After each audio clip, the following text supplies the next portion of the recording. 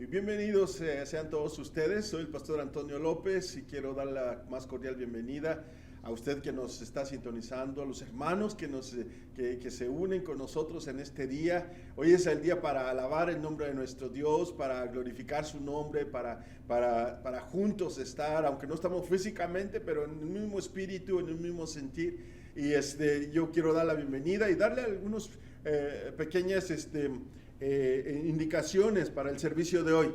Tenga a la mano siempre su Biblia, por favor. Tenga a la mano, si usted tiene el libro, Panorama de la Biblia, es el libro que estamos estudiando. Y también, hermanos, es tan importante que tengamos nuestro corazón dispuesto a alabar el nombre de nuestro Dios, dispuesto a oír su palabra. O sea, que tenga este tiempo preparado, reservado para este momento. Olvídese de los problemas, olvídese de las aflicciones y nos concentremos a alabar al que vive y reina por los siglos de los siglos.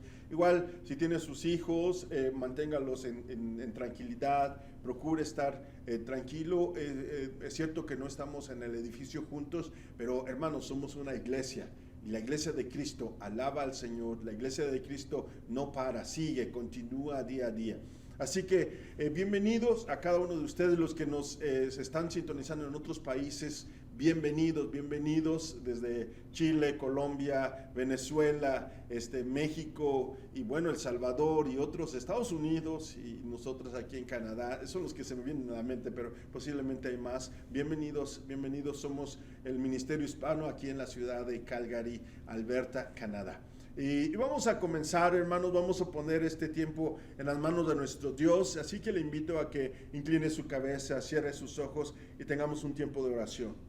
Padre, en esta mañana venimos delante de tu presencia para poner, Señor, este momento en tus manos. Queremos rogarte, Señor, que tengas a bien perdonarnos, Señor. Es cierto, te hemos fallado, hemos atentado en contra de ti, mi Señor, y queremos apelar a tu sangre poderosa que nos limpia de todo pecado. Queremos levantar nuestras manos, nuestra alabanza, Señor, nuestro corazón ante ti, y que no haya ningún obstáculo que impida el alabarte a ti y glorificarte a ti. Así que, mi Señor, perdónanos, límpianos, Señor, y permite que en este tiempo podamos, Señor, alabarte en espíritu y en verdad. Bendice a nuestros hermanos que están aquí con nosotros hoy. Bendice, Señor, a aquellas personas que están viniendo, Señor, por primera vez a nuestro culto, Padre. Que seas tú siendo glorificado en la vida de cada uno de ellos y en todo lo que hagamos, Padre. Bendice, Señor, a tu pueblo. Hoy, Señor, te glorificamos a ti. Hoy, Señor, te exaltamos tu nombre. Padre, oramos en el nombre que es sobre todo nombre, en el nombre de Jesús. Amén. Y bueno, como les decía, bienvenidos. Y ahora quiero pedir que si nos abre su Biblia en el libro de Apocalipsis, el último libro de la Biblia, y vamos vamos a ir al capítulo 22, ¿sí? Y vamos a leer el capítulo 22 empezando desde el 6 y vamos a leerlo alternadamente. Capítulo 22 de Apocalipsis, versos 6 hasta al 14 y vamos a leerlo alternadamente. Sí, síganme con su vista al principio y después nos unimos en el último versículo 14. La palabra de Dios dice así: y me dijo, estas palabras son fieles y verdaderas, y el Señor, el Dios de los espíritus de los profetas, ha enviado su ángel para mostrar a sus siervos las cosas que deben suceder pronto. He aquí, vengo pronto, bienaventurado el que guarda las palabras de la profecía de este libro. Yo, Juan, soy el que oyó y vio estas cosas. Y después que las hube oído y visto, me postré para adorar a los pies del ángel que me mostraba estas cosas. Pero él me dijo, mira, no lo hagas, porque yo soy consiervo tuyo, de tus hermanos los profetas y de los que guardan las palabras de este libro. Adora a Dios. Y dice el versículo 10, y me dijo, no selles las palabras de la profecía de este libro, porque el tiempo está cerca. El que es injusto, sea injusto todavía, y el que es inmundo, inmundo sea inmundo todavía, y el que es justo practique la justicia todavía, y el que es santo santifíquese todavía. He aquí, yo vengo pronto, y mi galardón conmigo, para recompensar a cada uno según sea su obra. Yo soy el alfa y la omega, el principio y el fin. Todos el juntos. primero y el último. Todos juntos. Bienaventurados los que lavan sus ropas para tener derecho al árbol de la vida y para entrar en las puertas en la ciudad. Esta es la palabra de nuestro Dios, y la palabra nos ayuda a ver que dentro de poco, hermanos, si tenemos como iglesia de Cristo, tenemos esa esperanza de que Él va a venir por nosotros. Y el versículo dice, ven Señor, ven. Tu iglesia, el Espíritu y tu iglesia dicen, ven Señor. Así que vamos a alabar el nombre de nuestro Dios en esta mañana. Sí, ahí donde está, ¿por qué no levanta sus manos, puede usar sus palmas y alabemos juntos al Señor con todo nuestro corazón, con todas nuestras fuerzas? Vamos a alabar el nombre de nuestro Dios. Hermanos, muchas gracias. Es un placer nuevamente estar con ustedes el día de hoy. Y bueno, decía el hermano Samuel, vamos a continuar con lo que es el panorama de la Biblia y vamos a empezar con la sexta dispensación. La sexta dispensación es la dispensación de la gracia, pero también es la dispensación de la iglesia, sí, así llamada. Y comienza desde el día del Pentecostés hasta la segunda venida de Cristo. Ese es el tiempo de la dispensación.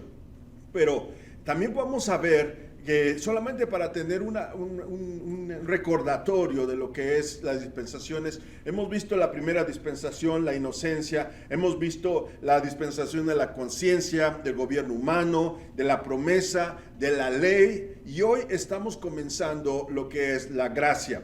Hemos visto que hubo un parteaguas de la historia, que es el Señor Jesús. El Señor Jesús es el personaje central de la Biblia, es el que nos indica aún las cosas que están por venir. Ahora, regresando o viendo ahora el panorama de la Biblia, ahí lo tiene usted, y vamos a ir analizando paso a paso estos puntos acerca de la sexta dispensación eclesiástica o la gracia, y comienza con el descenso del Espíritu Santo. Para esto hemos visto, el domingo pasado vimos que el Señor Jesús resucitó al tercer día, y después de la resurrección estuvo unos días aquí, todo el mundo lo vio en aquel tiempo, y se encontraron muchos testigos de su resurrección y después de su ascensión. Y ahí encontramos a los apóstoles y a los discípulos del Señor Jesús, que estaban viendo al Señor como ascendía a los cielos, y de allí ellos regresan, están juntos con alegría, pero también con esa expectativa de la promesa que el Señor Jesús había dado sobre que no los iba a dejar solos ni huérfanos, sino iba a enviar el Consolador, el Espíritu de verdad, el Espíritu Santo. Y ahí es donde vamos a comenzar, ¿sí? En el descenso del Espíritu Santo, el Pentecostés, el día del Pentecostés. Y yo he resumido un poco aquí acerca de lo que es el libro de los Hechos. El libro de los Hechos de los Apóstoles es el libro que nos da las pautas acerca de la iglesia. Sí, acerca de los acontecimientos que están por venir, y pone los pilares de todo lo que va a venir más adelante. Entonces, déjenme leerle el libro de los Hechos, capítulo 1 y 2, muy resumido. Entonces volvieron a Jerusalén, hablando de los discípulos, subieron al aposento alto. Cuando llegó el día del Pentecostés, estaban todos unánimes juntos. Y de repente vino del cielo un estruendo como de un viento recio que soplaba, el cual llenó toda la casa donde estaban sentados, y les aparecieron lenguas repartidas como de fuego, asentándose sobre cada uno de ellos, y fueron todos ellos llenos del Espíritu Santo, y comenzaron a hablar en otras lenguas. Nótese que esta palabra de lenguas es idiomas, según el Espíritu les daba que hablasen otros idiomas. Eso es lo que sucede en el día del Pentecostés.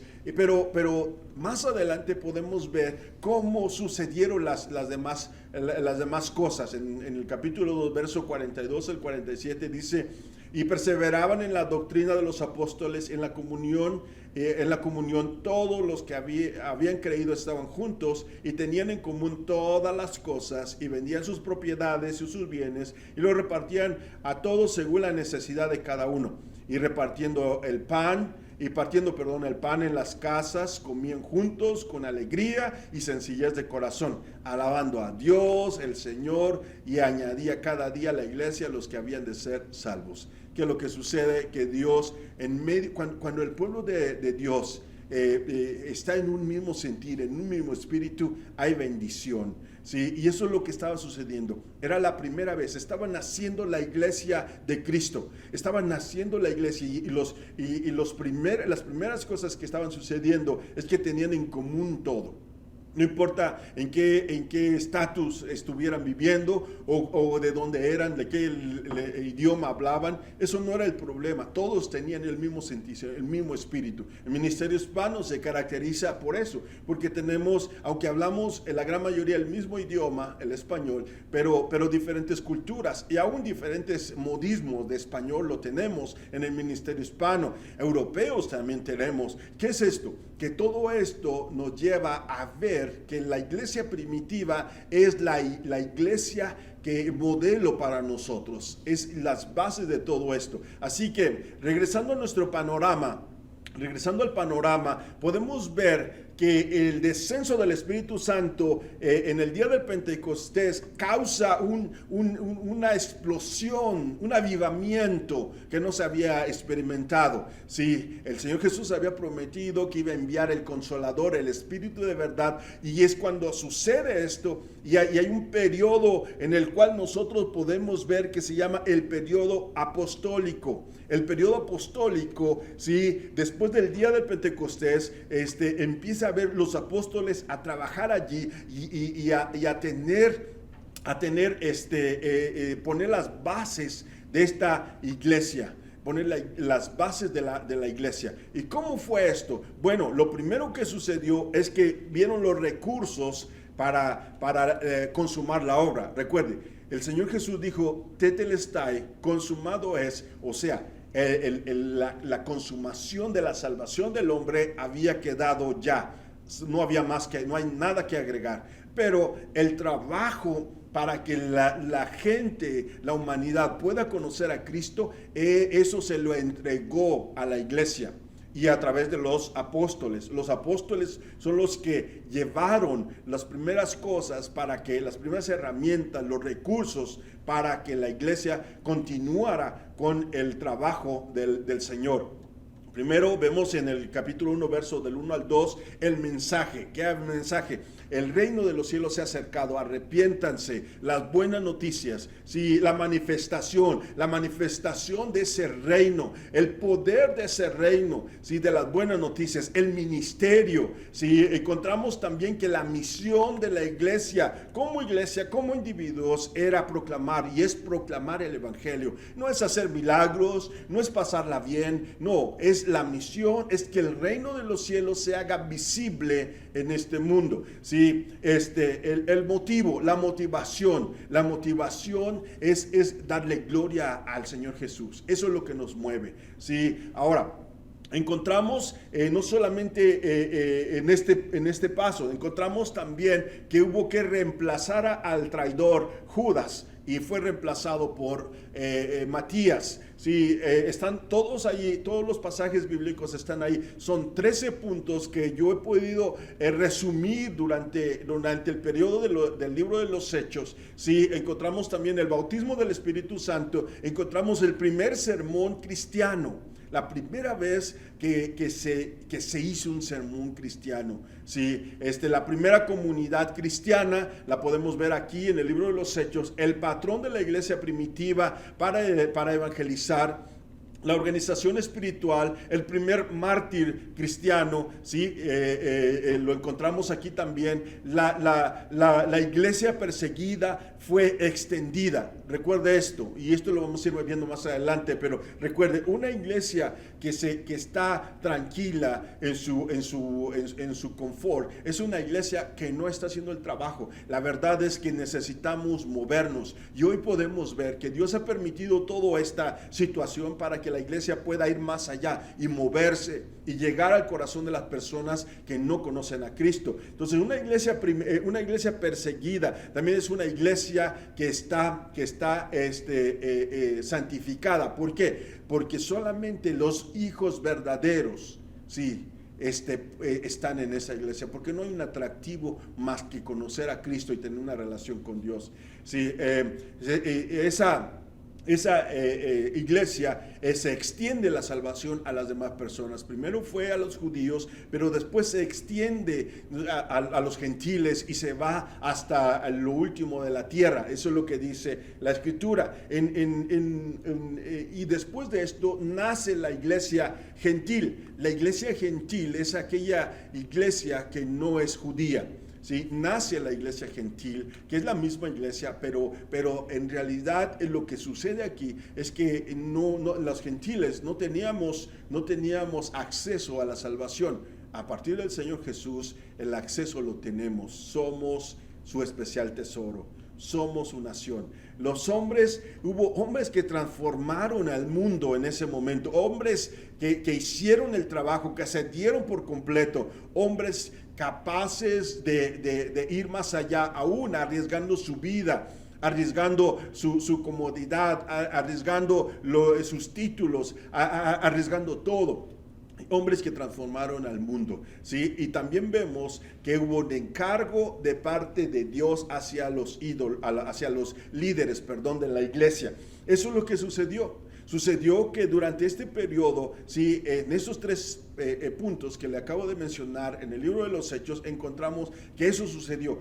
Nuestra iglesia, el ministerio hispano, eso es lo que persigue. Nosotros no copiamos a otras iglesias. Nosotros usamos el modelo de la iglesia del libro de los Hechos, el modelo primitivo, si lo quiere mencionar, y no porque sea malo, sino porque es el primero y fue el modelo y es el modelo más eficaz. Ahora encontramos que después del periodo apostólico, encontramos que puede ser dividido ese periodo apostólico en 3 puntos, en 3 secciones. Número 1, se estableció el cristianismo entre los judíos, ¿sí? La iglesia cristiana judía bajo la dirección de Pedro. Sí, Pedro fue el encargado, no con eso no quiere decir que no haya hablado con los gentiles, sino que fue enfocado más su ministerio al pueblo judío, ¿sí? Y también encontramos que la iglesia cristiana fue establecida, ¿sí? A los griegos y a los romanos, ¿sí? A los gentiles, la iglesia cristiana gentil bajo la dirección de Pablo. Sí, entonces encontramos 2 grupos de cristianos en ese momento, pero llega el tercer grupo, y que es la unión, la consolidación del cristianismo judío y gentil bajo el apóstol Juan, quien sobrevivió a todos los demás apóstoles. Prueba de ello es que él escribió el libro de Revelaciones o Apocalipsis que leímos al principio. ¿Sí? Él fue el que escribió, y lo escribió porque el ángel de Dios se lo dictó. Entonces fue el último, ¿sí? Apóstol aquí en la tierra. Y podemos ver, si vamos a ver este periodo, podemos ver que vimos el descenso del Espíritu Santo, vimos que el día del Pentecostés fue una gran explosión, hemos visto que la iglesia primitiva, cómo debería de estar trabajando, vimos el periodo apostólico, y vamos a ver también durante ese periodo apostólico hubo padres de la iglesia primitiva. Esos padres no son los apóstoles, esos padres son aquellos que fueron discípulos de los apóstoles, por decirlo de una manera. ¿Sí? En realidad los padres de la iglesia primitiva son los padres apostólicos, fueron discípulos inmediatos de los apóstoles, quienes vivieron al fin del siglo primero y a principios del siglo segundo. En ese periodo encontramos a esas personas, esos hombres que pusieron las bases para ir creciendo más allá. Ahora, encontramos que el título de padre se daba a aquellos teólogos de la iglesia primitiva que sobresalían en erudición, en juicio, en piedad y en ortodoxia. ¿Sí? Entonces, encontramos también su posición era cercana a las fuentes del cristianismo. Se les había otorgado una especial importancia como testigos en ese momento. Fueron unas personas muy importantes, porque los apóstoles se quedaron en algunas áreas, pero los padres de la iglesia, los padres de la iglesia primitiva, son los que fueron los que cuidaron la doctrina, los que llevaron a cabo la doctrina de lo que los apóstoles les habían enseñado. Ahora, encontramos que ellos se distinguieron por su conocimiento, por su verdad, por su ortodoxia y sentaron las bases de la literatura teológica. También fueron los que comenzaron con los que fijaron el canon completo de los libros sagrados. Compusieron las profesiones básicas de fe, precisaron el depósito de la fe, ellos confrontaron las herejías de la cultura, dando origen a la teología, pusieron las bases de la disciplina canónica y crearon las primeras formas de liturgia. Eso es lo que hicieron los padres de la fe, los padres de la iglesia primitiva. Sí, ellos fueron los primeros en hacerlo. Entonces, regresando un poco a nuestra ilustración, y vemos aquí que ya hemos visto el descenso del Espíritu Santo, hemos visto el periodo apostólico, hemos visto la iglesia primitiva, cómo eran sus comienzos, tenían todo en común. Hemos visto que hubo los padres de la iglesia primitiva, pero durante ese periodo, la iglesia había sido perseguida. Y hubo un tiempo de persecución de la iglesia. ¿Sí? Una iglesia que fue perseguida. Y Dios usó la persecución de la iglesia, ¿para qué? Para que pudiera extenderse las buenas noticias. ¿Qué es lo que sucedió cuando la iglesia estaba junta, tranquila, sin persecución? ¿Sí? La iglesia no se movía y no había cómo proclamar el evangelio. En cambio, cuando la iglesia empezó a ser perseguida, empezaron a distribuirse. Y sucedió que en aquel momento Roma, el último de los imperios, el imperio romano, era el que reinaba en ese momento, y Roma empezó a perseguir a todos los cristianos. ¿Por qué? Primero porque estaban en contra del César, estaban en contra del emperador. Para los romanos el César era un dios. Y para los cristianos solamente Dios es Dios, Jesús es Dios. Entonces eso estaba chocando con su fe de la iglesia, del imperio romano. Y segundo, ¿sí? ya no podían controlarlos como antes lo tenían controlado. Ahora, ¿qué es lo que sucede? Después de los siguientes años encontramos más o menos en el año 325 encontramos la unión de la iglesia con el Estado, con Constantino. En el año 325 él ¿sí? hace esa unión, ¿sí? Después del Señor Jesús. Hace esa unión. Se le ocurre a Constantino, ¿sí? ¿Cómo controlar a estas personas? ¿Cómo controlar a estos cristianos? ¿Por qué? Porque lo que estaba sucediendo es que como era perseguida, la gente era llevada, los cristianos eran llevados al estadio, al Coliseo romano para ser muertos, ¿sí? Por los leones, por la gente, y se divertían con los cristianos. Pero si mataban a un cristiano, había 100 que volvían a nacer. Sí, la iglesia cristiana se estaba reproduciendo, pero muy rápido, muy rápido. Algunos historiadores, como Josefo, ¿sí?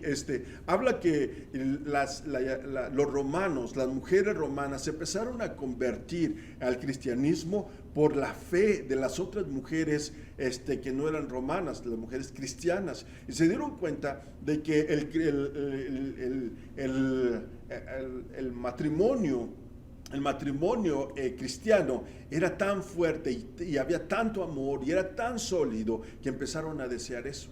¿Sí? La cultura romana de aquel tiempo era tan degradante, degradaba a la mujer, se degradaba a ellos en sociedad, hacían infinidad de cosas. No voy a entrar mucho en detalles, pero había mucho. Así que Josefo menciona que posiblemente fue una tremenda oportunidad para que las mujeres romanas pudieran conocer el Evangelio, las buenas noticias, a Cristo. Y haciendo las mujeres las que empezaron a promover, romanas, empezaron a promover el cristianismo. Entonces se le ocurre a Constantino: no podemos matar a todos los cristianos, pero lo que podemos hacer es unirnos a ellos y controlarlo de esa manera. Fue muy inteligente ese paso, muy inteligente. ¿Qué hizo? Bueno, lo que hizo fue un movimiento político militar, si así lo podemos mencionar. Une a la iglesia con el Estado y se convierte en el primer emperador romano que permitió el libre culto a los cristianos. Cuando sucede eso, la iglesia cristiana de aquel tiempo dijo: hemos ganado, ya no nos van a perseguir, va a estar muy bien, y se empezaron a quedar en su confort.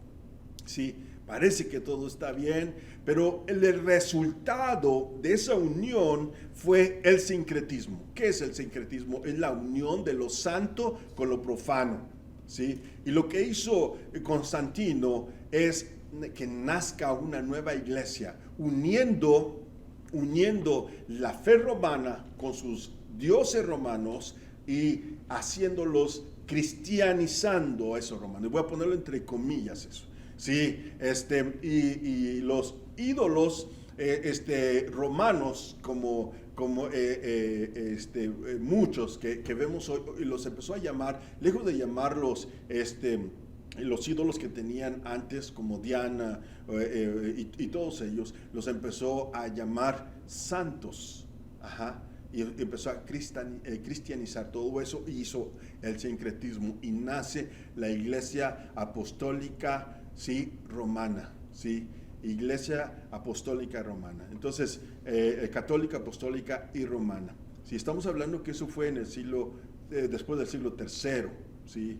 Es cuando nace. Entonces, la iglesia católica no es la primera iglesia, ¿sí? La primera iglesia fue la iglesia cristiana, la que comenzó todo eso. Bíblicamente lo tenemos aquí, ¿sí? Entonces, ¿qué es lo que sucede? Cuando hace el sincretismo, hay una decadencia de la vida y de la libertad espirituales que alcanzó su grado máximo durante los siglos tan adecuadamente llamados la Edad Oscura.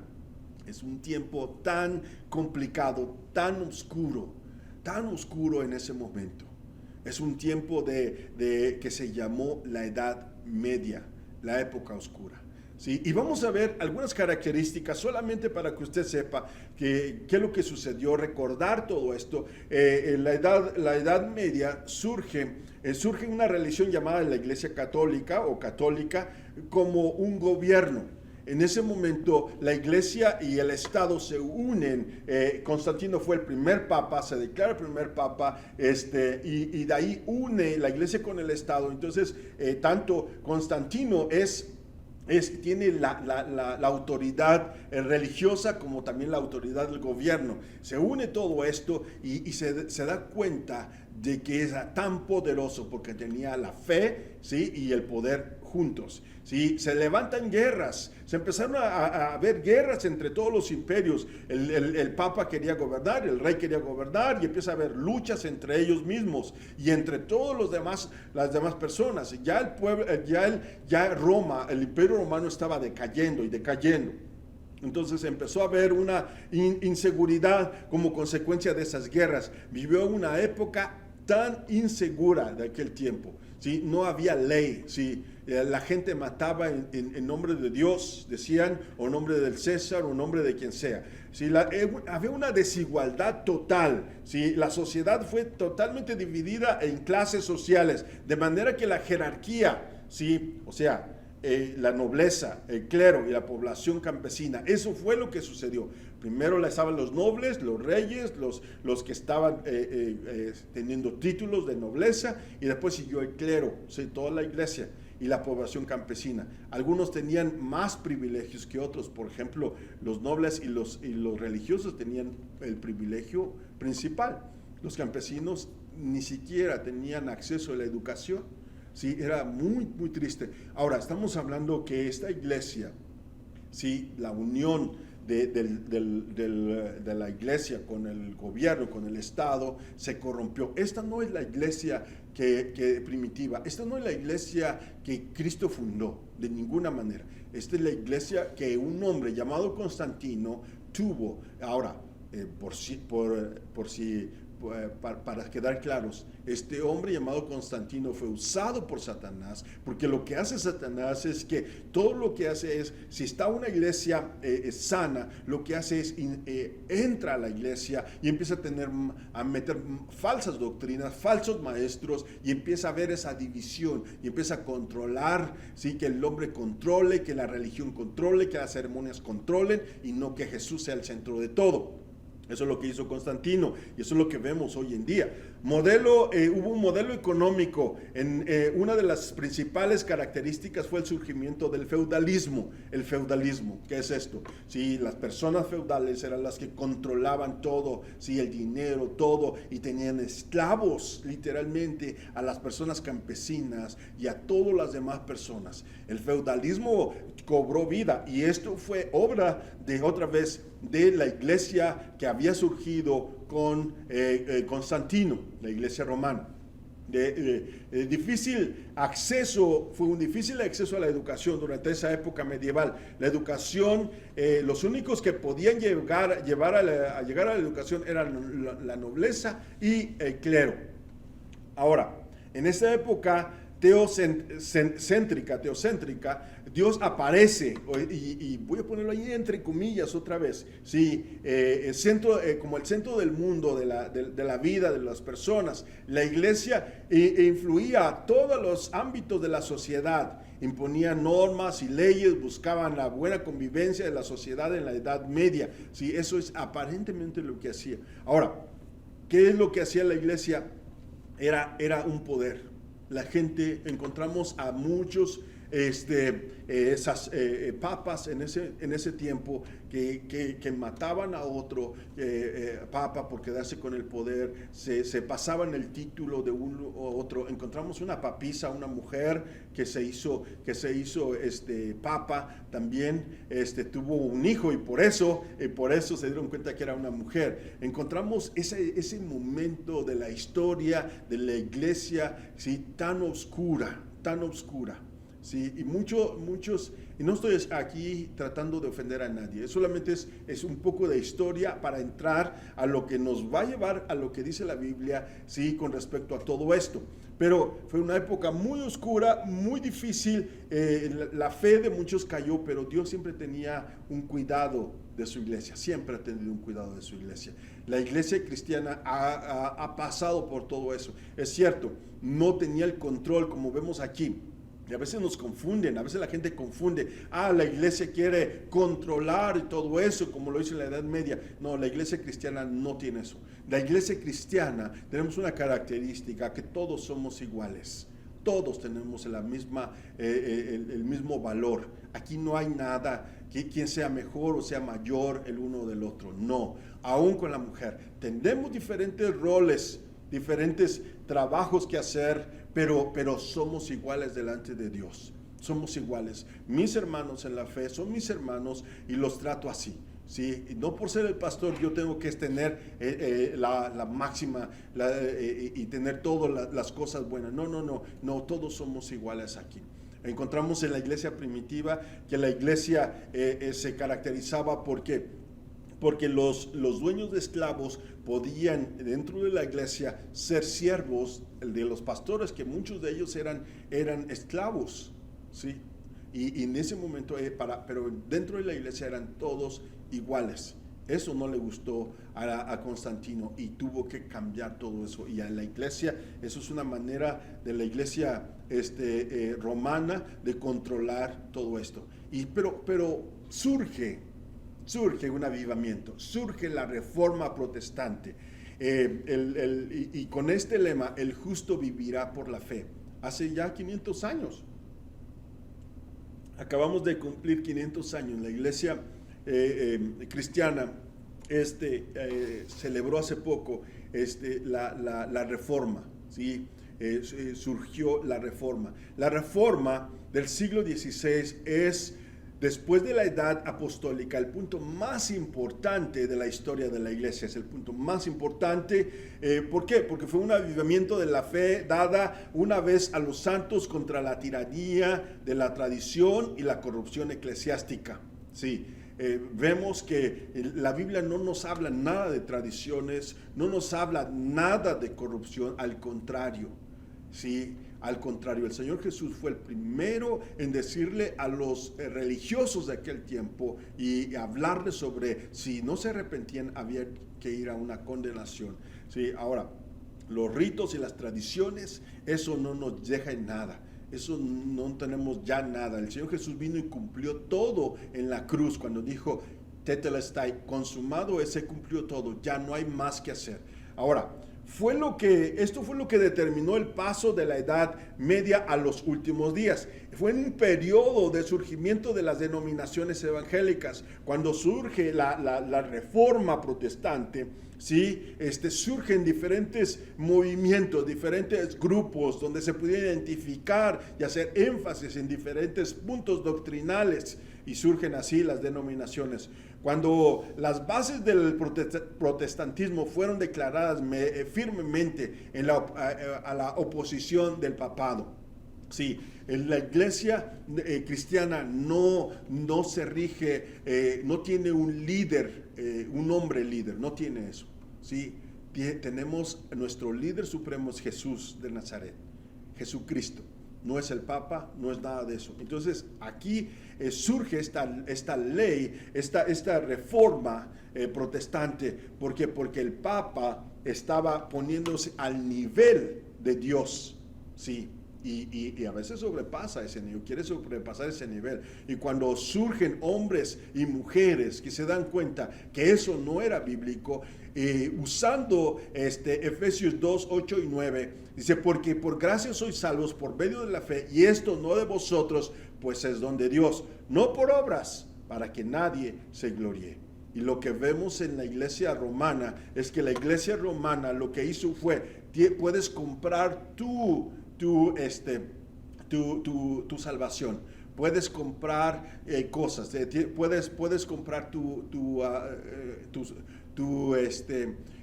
fe, puedes hacer muchas cosas. O sea, que la iglesia romana lo que hizo fue que esta iglesia era exclusivamente para ricos, para aquellos que pudieran comprar. Ahora, lo que se llamó en aquel tiempo las indulgencias. ¿Sí? Entonces surge esto, un grupo de personas de ahí mismo siquiera, también de allí mismo, se dan cuenta de que eso no era verdad, que eso no era lo que dice la Biblia, y hacen esa reforma, y nace, ¿sí? La iglesia protestante, la iglesia evangélica, ¿sí? Entonces encontramos que hemos visto ya que el día del Pentecostés el Espíritu Santo baja. Hemos visto cómo fue un periodo apostólico, hemos visto la iglesia primitiva, cómo fueron las bases de la iglesia primitiva, hemos visto que cómo se corrompe la iglesia, ¿sí? Con Constantino y da lugar a la Edad Media. pero surge el movimiento protestante, el movimiento renovador, ¿sí? Un movimiento donde habla sobre protestar en contra del pecado y del papado, ¿sí? Y surge la reforma. Y ahora vamos a ver, ¿sí? Uno de los periodos importantes de la historia en la cual nosotros estamos ahorita, ¿sí? El periodo del evangelismo mundial.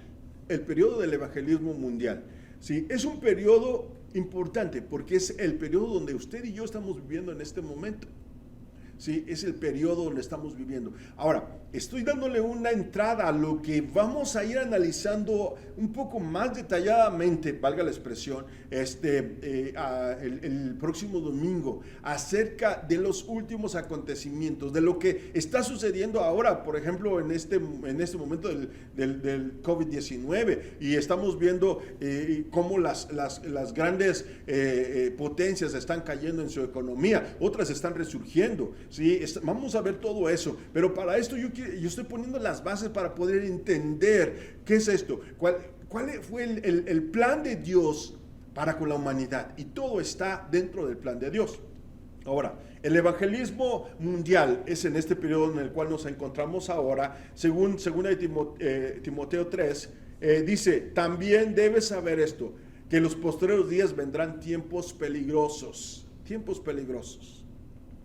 Ahora, Lucas menciona, palabra del Señor Jesús, y en la tierra angustia de las gentes y de fallecimiento de los hombres por el temor. Entonces verán al Hijo del Hombre que vendrá en una nube con poder y con gran gloria. Cuando estas cosas comienzan a suceder, erguíos porque vuestra redención está cerca. Sí, todo esto... Sí, nos está dando la pauta de que el Señor Jesús está a punto de llamar a su iglesia, a punto de que se cumpla el último periodo, ¿sí? El periodo del evangelismo mundial. O sea, Dios dio oportunidad a este mundo, abrió una ventana para que este mundo pueda conocer a Cristo. Durante este periodo, que en cualquier momento se puede acabar, ¿sí?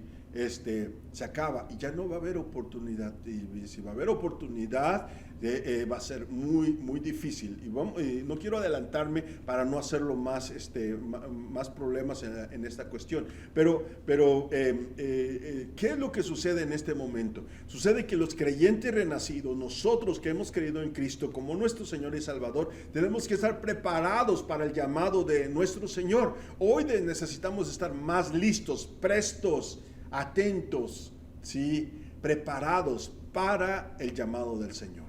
El Señor viene pronto por nosotros. Es un periodo donde la iglesia tiene que estar caminando, tiene que estar evangelizando, tiene que estar promoviendo. El mensaje sigue siendo el mismo, hermanos. El mensaje sigue siendo el mismo. Sí, arrepentíos y convertíos, el reino de los cielos se ha acercado.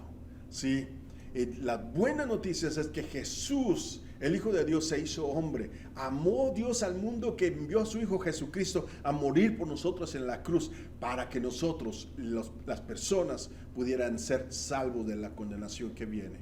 Esas son las buenas noticias. El periodo está aún ahorita, pero si usted, en el día de mañana, ¿sí? Hay una noticia donde dice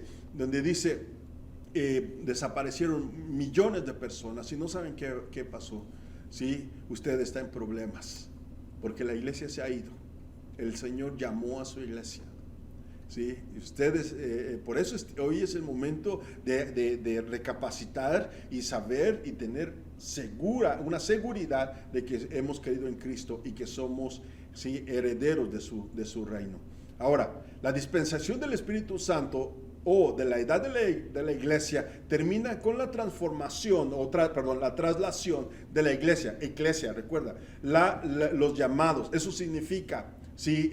Iglesia, llamados, ¿sí? Y termina en ese periodo, ¿sí? Los muertos en Cristo, dice la Escritura, resucitados, y los creyentes nacidos de nuevo que estuvieron vivos serán raptados para concentrarse con su Señor ascendiendo en el aire. Sí, miren, hermano.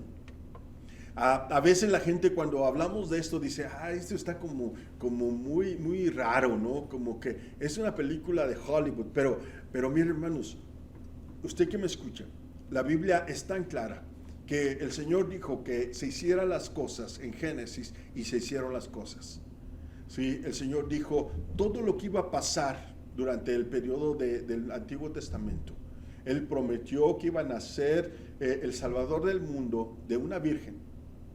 Él prometió que iba a vivir como ninguna persona ha vivido. Él prometió que iba a morir como ninguna otra persona había muerto y que iba a resucitar al tercer día. Y eso se cumplió al pie de la letra. ¿Sí? Y él dijo que el Señor Jesús, cuando se fue al cielo, ascendió al cielo, dijo que estén preparados porque Él viene pronto. ¿Sí? Y viene por una iglesia sin mancha y sin arruga. Eso quiere decir que durante el periodo hemos analizado estos puntos importantes del tanto proféticamente, históricamente, y que nos da la seguridad de que Dios, cuando dice una cosa, lo cumple. Y Él promete que va a llamar a su iglesia para congregarse en el cielo. ¿Sí? Él promete todo eso. Y si Él lo promete es porque estamos seguros de eso. ¿Sí? Que se va a cumplir. ¿Sí? Y eso lo que la Biblia llama el arrebatamiento, ¿sí? El rapto o arrebatamiento de la iglesia. Ahora, voy a darle una pequeña introducción porque este es un tema en el cual con nosotros como iglesia lo creemos con todo nuestro corazón y yo quiero dar un énfasis mayor a este tema, al rapto, arrebatamiento y a la segunda venida de Cristo y lo que va a acontecer durante este periodo, que esto le llamamos escatología, que es el estudio de las profecías, qué es lo que va a suceder, cuándo va a pasar, ¿sí? Ahora, quiero aclarar que nadie en esta tierra, nadie sabe el tiempo exacto. Lo que sí sabemos que hay un reloj profético y ese reloj profético, ¿sí? Está a punto de estar las 12 de cumplirse, me imagino que está a punto de que se cumpla este periodo. No sabemos cuándo, ¿sí? Pero está a punto. Sí tenemos las indicaciones, ¿sí? Las señales para lo que va a pasar, pero no tenemos el día exacto. O sea, aquella persona que le dice va a pasar en tal día, tal hora o lo que sea, o en tal periodo, olvídese, eso le está mintiendo. No dice la Biblia, no nos dice exactamente qué día, nos dice que va a acontecer. Ahora, Pablo explica el misterio en su capítulo inmortal sobre la resurrección. No todos dormiremos. Aquellos creyentes nacidos de nuevo, vivos y listos en el día de regreso de Cristo, no morirán, porque esto mortal, o sea, los vivientes, se vestirán de inmortalidad. ¿Qué es todo esto? Que la Biblia nos menciona que seremos llevados al cielo. Los muertos en Cristo serán resucitados, aquellos que, si usted y yo morimos antes de que el rapto, el arrebatamiento, el llamado de la iglesia para con su Señor se efectúe, ¿sí? Si estaremos muertos, Dios va a sonar, va a llamar a su pueblo y vamos a salir. Y estos cuerpos serán resucitados con un cuerpo incorruptible, vestidos de una vestidura incorruptible, ¿sí? Así seremos transformados, los vivos, los que hayan quedado o hayamos quedado, ¿sí? Y los muertos en un momento, dice la Biblia, en un abrir y cerrar de ojos, cuando Cristo regrese para llevar a su especial tesoro, que somos nosotros. Ahora, Pablo explica aún más. Los vivos no procederán a resucitados, no serán los primeros en ser arrebatados, sino los que estén muertos. Son los primeros que van a ser llamados, porque ellos resucitarán primero en la gloriosa procesión de los santos trasladados. Ahora, regresando un poco aquí. Hemos visto hasta este momento el descenso del Espíritu Santo. Hemos visto eso fue el día del Pentecostés. Hemos visto el periodo apostólico, hemos visto la iglesia primitiva, hemos visto los padres de la iglesia primitiva, hemos visto la unión de la iglesia con el Estado, con Constantino en el 325 y el nacimiento de una iglesia romana, católica romana, y de allí el surgimiento de la Edad Media, el lugar, el tiempo más oscuro de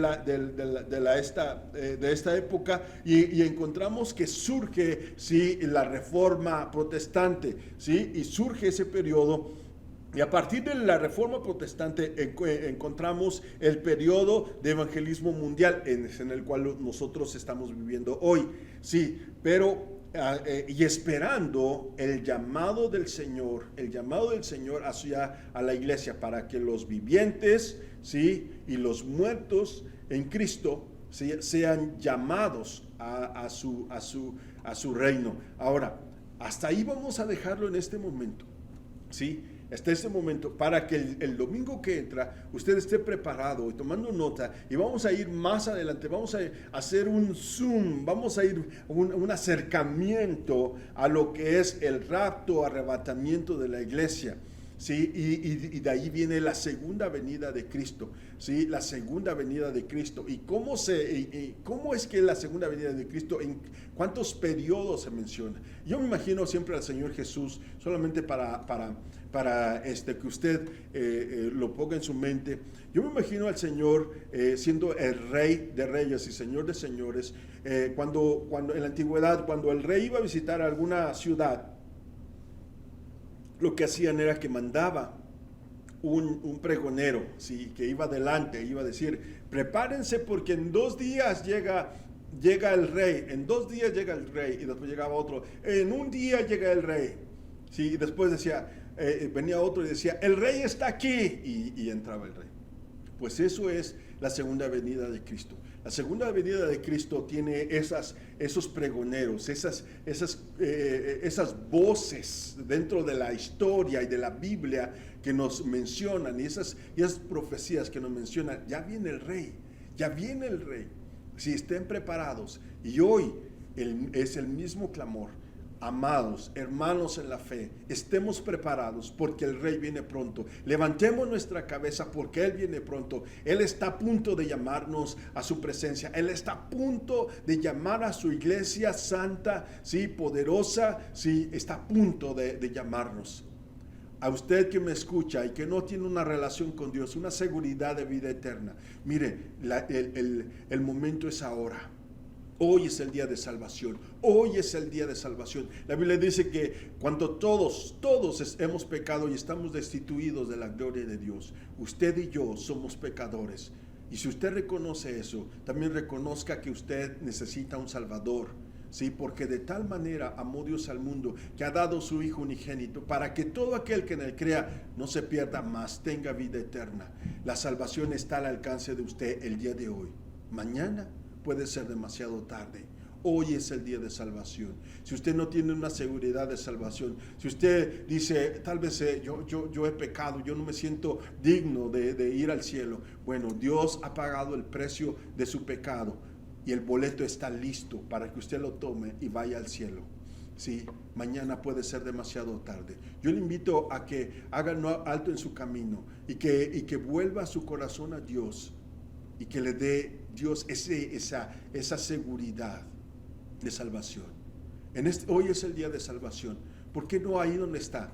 Inclina su cabeza, cierra sus ojos, ahí donde está, y le dice: Señor Jesús, es cierto que soy pecador, lo reconozco mi pecado, mi maldad, y reconozco que yo merezco la muerte eterna, pero yo sé que tú moriste por mí en la cruz del Calvario y diste tu sangre poderosa para que yo fuera limpio de toda condenación. Hoy acepto esa sangre, ese sacrificio en mi vida. Te pido que me perdones y que me limpies y que entres a mi corazón y que seas mi Señor y mi Salvador en este día. Gracias por morir por mí en la cruz y darme vida eterna. Inscribe mi nombre en el libro de la vida, en el nombre de Jesús. Amén. Si usted hizo esta oración conmigo, hay buenas noticias. Usted deja de ser una creación y se convierte en un hijo de Dios. Y un hijo de Dios que tiene el derecho de ir, sí, al cielo con Él. Y no porque lo valgamos, sino porque Él ya pagó el precio de nuestra salvación. Si usted hizo esta oración conmigo, ¿por qué no se comunica? Me gustaría orar por usted. Me gustaría hablar más acerca de lo que es la salvación y la vida eterna con usted. Y si usted, hermano, que me escucha, que usted ha hecho una decisión por Cristo, pero usted todavía no tiene esa seguridad, vamos, a lo mejor usted no se ha comprometido con Dios, no tiene ese compromiso. Hoy es el día de comprometerse. Hoy es el día de la salvación. Hoy es el día de caminar con Cristo. Miren, ¿sí? La Biblia nos dice que no todo el que me dice Señor, Señor, entrará al reino de los cielos. Y tal vez usted pase mucho tiempo en la iglesia, o ora, pero en su corazón usted no ha recibido a Cristo. O no tiene una seguridad. O lo ha tenido en poco. Hoy vemos que el mundo se puede desboronar en cualquier momento. ¿Cómo no? Nuestra vida es tan frágil, más que este mundo. Así que yo le invito a que usted se arrepienta de sus pecados y que nos volvamos a Dios y que nos comprometamos con Dios para caminar. Él murió por usted y por mí en la cruz. Él pagó el precio de todo nuestro pecado. Él nos dio todo, salvación y vida eterna. ¿Cómo no comprometernos con Dios? Yo le desafío a usted a que nos comprometamos, ¿sí?, de una manera especial, con todo nuestro corazón, a servirle, a amarle, a respetarle, a caminar, a proclamar el Evangelio. Hoy es el día. No es el tiempo de dudar, no es el tiempo de volver atrás, no es el tiempo de vivir una vida desordenada. Hoy es el día de vivir una vida agradable a nuestro Dios, porque Él viene por nosotros, amados. Él viene por nosotros. ¿Y qué hay con sus hijos? ¿Y qué hay con su familia? ¿Y qué hay con sus amigos? ¿Qué hay? Usted está hablándoles del Evangelio. Usted está hablando de las buenas noticias. Hoy es el día, sí, es el periodo de evangelismo, es el periodo donde Dios nos ha dado la autoridad para proclamar las buenas noticias. Y como iglesia necesitamos hacerlo. No podemos quedarnos allí sentados. No podemos, muchos de nosotros pasan horas estudiando la palabra de Dios y pasan horas y horas, pero de nada serviría si no lo ponemos en práctica. De nada serviría saber tanto de la palabra de Dios si no lo ponemos en práctica, si no somos reflejo de Cristo en el amor, en consagración, en fe, ¿sí?, de nuestro Dios. De nada serviría. Yo le animo y le desafío a que caminemos con Cristo. Ministerio Hispano, Iglesia de Cristo. El tiempo se acerca, el tiempo se acerca. Estas son las noticias. El tiempo está cerca. Y yo estoy listo para estar con mi Señor, con mi Salvador, y verle cara a cara y contemplar su hermosura. Yo no sé usted, pero yo estoy listo. Listo para cuando Él me llame. ¿Está usted listo? No se quede aquí en el confort, sino vayamos más.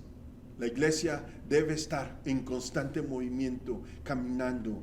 Y es una iglesia que ha sido perseguida, es cierto, somos perseguidos, somos muertos cada día, la Biblia lo dice. Pero ¿sabe qué? Pero eso quiere decir que cuando somos perseguidos, quiere decir que el enemigo, ¿sí?, no está contento con lo que hacemos. Cuando todo está bien, tenemos que tener cuidado. Hoy yo le invito a reflexionar y a caminar con Cristo. Incline su cabeza, cierre sus ojos. Padre, hemos visto este estudio y hemos visto, Padre, que tú estás pronto para venir. Hemos visto que desde antes de la fundación del mundo tú ya nos habías apartado para tu gloria. Lo sabemos, lo reconocemos. Y también vemos, Señor, de cómo nosotros como iglesia podemos caminar y crecer y convivir y ganar, sí, almas para ti, Señor. Padre, ayuda a tu iglesia, ayuda al Ministerio Hispano y a cada uno de mis hermanos que están en este culto el día de hoy, a poder proclamarte a ti, a dar las buenas noticias, Ayúdanos, Señor, no podemos hacerlo solo. Pedimos que la persona de tu Espíritu nos dé esa valentía y caminemos contigo y proclamemos tu grandeza, tu hermosura. Hay tantas personas que se pierden sin ti, sin esperanza. Hoy yo ruego, Señor, por aquellos que sufren. Padre, danos la oportunidad de proclamarte. Danos, Señor, esta tierra para tu gloria. Padre, danos el pueblo hispano para tu gloria. Danos, oh Señor, esta ciudad para tu gloria y que el mundo pueda ver que tú estás con nosotros, Señor. Te amamos con todo nuestro corazón porque tú nos amaste primero. Protege nuestra iglesia, cuídanos, Señor. En el nombre de Jesús te damos gracias. Nuevamente, muchas gracias por su atención, hermanos. Y vamos a terminar orando. Si usted es parte del Ministerio Hispano, no deje de congregarse, no deje de estar juntos con los grupos familiares, el grupo de oración y todo lo demás. Si usted no es parte del Ministerio Hispano, le invitamos a que sea parte del Ministerio Hispano, no importa en qué lugar, hoy en día no importa en qué lugar del mundo se encuentre, es bienvenido. Y vamos a orar para terminar, especialmente vamos a orar por los enfermos, por aquellos que están pasando por necesidad, por nuestra iglesia y por aquellas familias que siempre se unen con nosotros en el tiempo de oración. Vamos a orar. Mi Dios y Padre de misericordia, te damos muchas gracias por lo bueno y maravilloso que tú has sido con nosotros. Padre, en este día, Señor, hemos alabado tu nombre, has hablado en nuestro corazón, mi Señor, y hoy queremos rogarte también por aquellos menos afortunados, aquellos que sufren de hambre, aquellos que sufren de enfermedades, aquellos que están presos en las cárceles, justa o injustamente, aquellos que están en un asilo, Señor, aquellos, Padre, que están en un hospital, aquellos que están en su casa, tal vez con dolor, con depresión, aquellos que están siendo abusados, Señor. Padre, te rogamos que tú tengas misericordia y que ayudes a cada uno de ellos, Padre. Mi Señor, ten misericordia de este mundo, ten misericordia de nosotros. Padre, te pido de una manera especial por la iglesia Ministerio Hispano, Señor, aquí en Calgary. Pido, Señor, que tú bendigas a mis hermanos, Padre, que tú los guardes, que tú los cuides, donde quiera que estén, a sus familias, a sus hijos, a sus nietos y a cada uno, Señor, de los que integramos al Ministerio Hispano. Padre, que tu gracia esté sobre nosotros, mi Dios. Ayúdanos a hacerte cada día